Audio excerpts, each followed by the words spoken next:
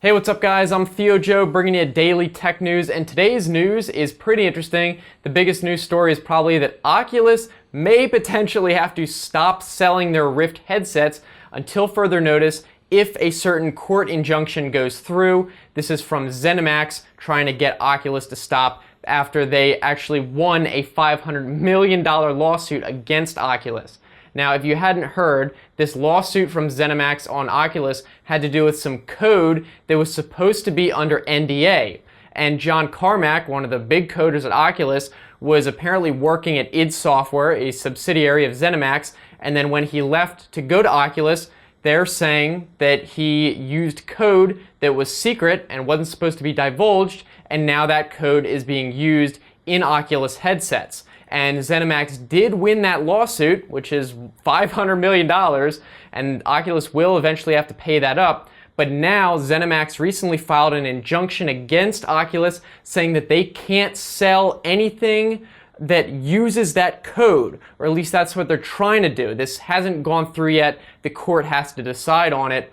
But since that code is apparently in some of the Oculus hardware, and even in some code that was distributed to developers to use, it could put a halt on all sales of future Oculus Rift headsets until they would remove that code if this goes through. Now obviously this is a big deal, and this is the very early stages of this. Zenimax just tried to file for this. We haven't really gotten any results. I would be very surprised if the court said that Oculus had to stop altogether. They might be very strict in saying, oh, you have to take it out right now or something like that, but they might be a little bit weary on trying to shut down a company that huge, but I'll keep you up to date on that. All right, next up, we have an interesting new feature from Instagram. They recently released the Galleries feature, you may have heard of this, which allows you to post not only one picture, but up to 10 pictures or videos in a single post, so it's more of a gallery. And the idea is when someone's scrolling through the feed,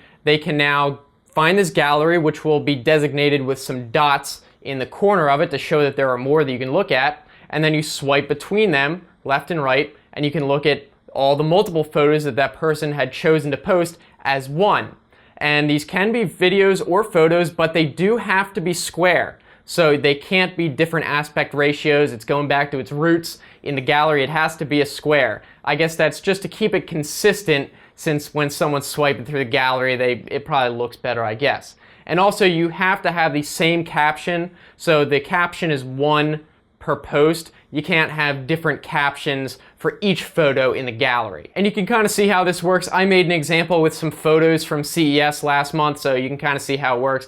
You just swipe through, you can see multiple ones. It's pretty neat actually, and if you do want to follow me on Instagram, be sure to do that as well. Another interesting thing to note about it is that you can actually edit these all together and have the same filter on all of them, or you can actually edit them individually, so you have a little bit more control on that. So it's a pretty cool new feature. Next up, LG has announced a brand new phone called the X Power 2, where the main feature is a massive 4,500 milliamp hour battery. And that's kind of the main idea behind the phone. It's supposed to be for heavy users who want more for utility instead of a lot of bells and whistles, and that battery is the main feature. So the idea is if you don't really care about all the super high speed, fast gaming and all that, but you want the phone to last forever, this could be a choice for you. And this is pretty clear if you look at the other specs, which are pretty basic. So it's got a 1.5 gigahertz 8-core processor. So 1.5 gigahertz, not amazing, but it makes sense if they want to have the battery last as long as possible.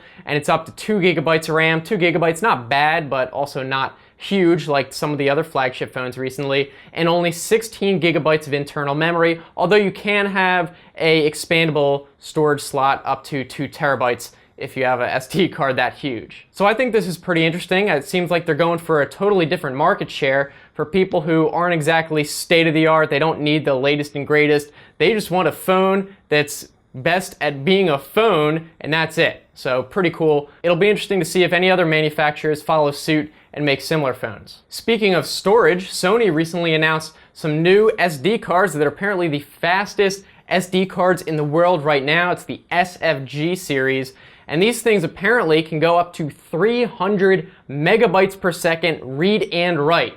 Or well, technically it's 299 megabytes a second write, but who's counting? I think this is pretty interesting. Being someone who's interested in photography, I can especially see this being used, and I think this is probably the main use, is when you're doing high-speed photography. So you can just take as many photos you want in burst, and they'll actually be able to written onto the memory card without having to wait for the buffer to empty onto the card. So that could be pretty cool. Of course, as long as your device actually supports the high-speed standard UHS-2, which if it doesn't, then it's going to have a cap on how fast it can write. UHS-2 is the interface, so if you have UHS-1, it's not going to be able to write as fast, kind of similar to how there's USB 2.0 and 3.0, same idea. Next story, this may disappoint some of you, but I can't imagine it being that many. Google is actually discontinuing their Spaces service and app. This was actually an app they announced just last year in May of 2016, so less than a year ago. This was a group messaging app that was meant to be just being able to share cool stuff between friends in a variety of formats, like location, that sort of thing, in addition to just regular SMS group chats. So what they're going to do is next week they're going to make it read-only, so you can get your data off it, but you can't actually use it. And then on April 17th, it's going to be gone for good. And this is just yet another service that Google makes and then ends. It went the way of Google Wave, if you guys remember that. It seems like Google has this promotional problem where they make all these different apps and then they don't promote them and then no one uses them and then they shut it down because no one's using it. It's like, well, you didn't tell anyone about it.